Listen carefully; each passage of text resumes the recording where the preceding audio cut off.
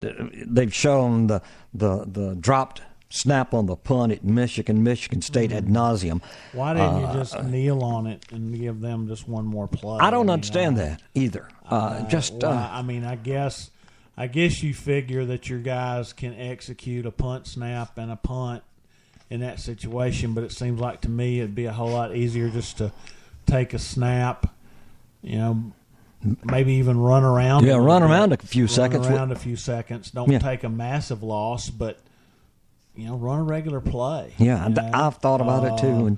But no coaches I've seen have talked about have criticized Harbaugh for punting. No, because something you work on every day, and he compounded his mistake by trying to pick the ball up and trying to kick it, and then kick it, and then he kicked it right to the guy who, as it was pointed out, the only guy that was really aimed toward the goal line when he caught it, and you would think, well, okay, all that has happened. Certainly, somebody can get him out of bounds before he scores the winning touchdown, and that didn't happen. So, it was a convergence of the planets and the sun and the solar system and everything else for that to happen. And the kid that scored the winning touchdown, he's got a dislocated hip. I think he's out for the season. He's had some surgery, I understand. I don't at the University of Michigan Hospital, by the way. Yeah. But I don't know if they don't know whether he hurt it, or I haven't seen whether he hurt it on the play or in the dog pile after the play. Well, I hate dog piles in all sports, especially baseball. People get hurt. And, well, anyway, other strange things are happening in college football this week. One of the strangest things, and I don't know when I've ever seen this, Auburn is getting 5.5 points at Arkansas. Now, think about it. Auburn at Arkansas getting points. It's just shocking to me. I still think the best two teams in the nation are Baylor and possibly Utah. I think in the end, Alabama's going to be in there somewhere. So there are two undefeated teams in the Big Ten, Iowa and Michigan State. So, and I don't know that they don't play each other. Maybe in their championship game they would play. I don't know if they play this year or not. They're not in the same division. I'll have to look it up. Yeah, I don't know either. The legends and the leaders, I think they did away with that. And Texas A&M getting 6 at Ole Miss after Ole Miss has missed a couple. Yeah, that was really probably Ole Miss is probably about ready to rise up and get over themselves. I knew that Memphis game was a dangerous game for them. Memphis can score, and they're undefeated. And then Kim Deechie got hurt, I wonder if the protocol will let him play, the concussion protocol. I don't know all the rules on that thing. Well, it's up to a doctor, and like you said, they have to go through the protocol, and they will figure it out. But it just depends on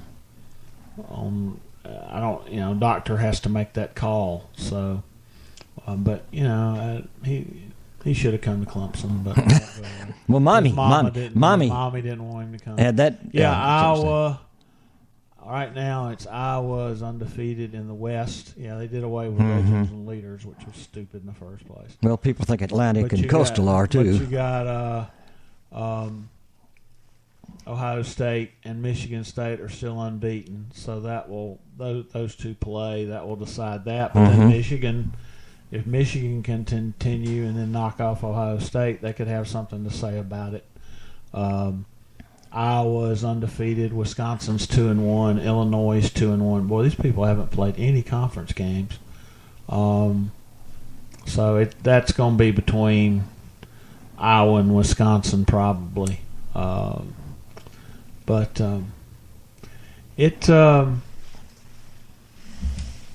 it is. It's getting. We're midway. I mean, I can't believe we're at the midway point. I mean, it's just like, poof, it's gone. And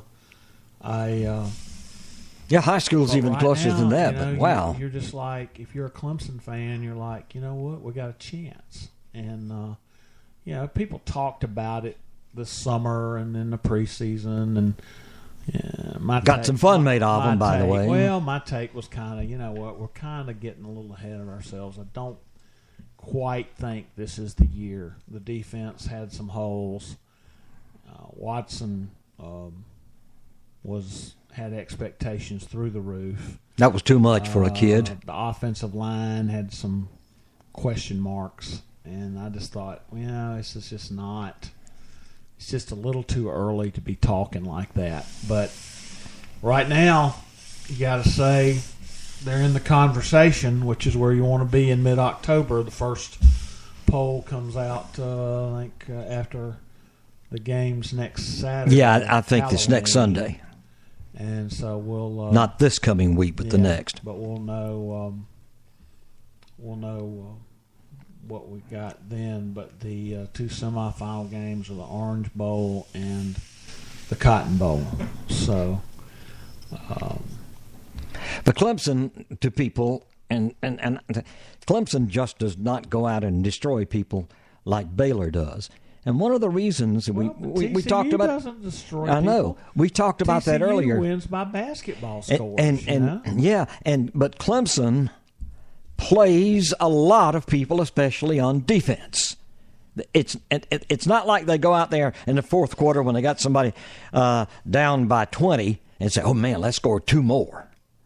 To me, it's a feeder system of training your own people for the next. Well, you may need them next week. Something may happen. The trip to Boston College back in, 2012. I mean, it was 43-31, and in the final minute, Clemson's inside the BC 5. Could have scored another touchdown. Yeah, took a knee, I think. Dabo took a couple of knees, mm-hmm. and my wife, who knows nothing about sports or very little about sports, she recognized. She was like, you know what, that was some a nice piece of sportsmanship there, And, they've done it with one other team. They could have. If you're on the West Coast and you see Boston College and how putrid they've been on offense, and you see that they put up 17 points on Clemson, even though Clemson. And you know nothing about Boston College's defense, then you say, well, Clemson struggled. Mm-hmm. But it happens every Saturday. I mean, and that's what you just gotta keep winning. And as you win each week, each game gets bigger. And like I said, I do not think the national media is going to buy Clemson until if they get undefeated to Florida State and beat Florida State, then I think the lid will be off, and finally Clemson will be getting some respect it deserves. That brings up another thing about the odds this week. Now, as these things change constantly, and they change because of where the money is bet. Right. And if money is bet on a team, they put out a line and they think's attractive, and then if a bunch of money goes to one side, they adjust the line. But and their object is to get money on both sides. But here's the thing that's kind of amazing too: Florida State only 5 points favored over Georgia Tech. Well, as they say, there's a reason they built those great big hotels in the desert. Those guys know what they're doing. Oh yeah, there's no doubt about it. I don't know. I'm sitting here, and for a month, I've expected Georgia Tech to get their act together. And I watched them against Pittsburgh last week. Should have won the game. Could have won the game. But they're hurt up. Well, but they could have won the game. Should have won the game. Kid from Pittsburgh kicks a 50-something yard field goal to beat them. Yeah. They're just having one of those years where even when they put something together good, it doesn't turn out good. So they may be close to packing it up. I don't know, but I mean, I guess Florida State will get their attention, and strange stuff does happen at Grant Field. But But even if Florida State gets beat and Clemson wins, and Florida State comes to Clemson with one loss, Clemson is going to have to beat Florida State. They've got to beat them, yeah. Because if Florida State beats them, the first tiebreaker is head-to-head. So if you both got one loss, then Florida State would go to Charlotte. And that would really stink. But, I mean, right now I don't think Pittsburgh's going to get there. I don't know who. Duke? Well, we talked Georgia Tech on the other side. And, I know. And they're out of it. Well, how about North Carolina without me looking it up? North Carolina. It's going to be between Pitt, North Carolina, and Duke. Duke. Mm-hmm. And it could very well come down to the Duke-North Carolina game as to who goes. That's normally the last game of the season, right? Yeah. Okay. Yeah, normally. Yeah. But I don't know where NC State comes in with those people anymore. Those things got changed for TV. Yeah, they don't play each other. They don't play each other because of the ACC schedule. Yeah. Yeah. But it's and the Clemson side. I mean, right now, Syracuse has got one loss. Everybody else has got two.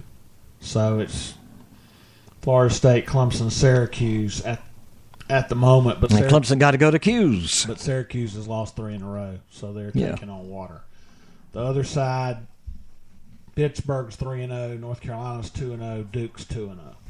So, and North Carolina's won 5 in a row since that putrid effort against South Carolina. North Carolina has won 5 in a row, and a lot of it is because of their improved defense. Gene Chizik, who won the national championship at Auburn, and then got run off, and was at one time a graduate assistant at Clemson, is a defensive guy. Yeah. So he's got, but North Carolina has got they've got Virginia at home, then they're at Pitt on a Thursday night game on 5 days rest. So they play on the 24th and the 29th.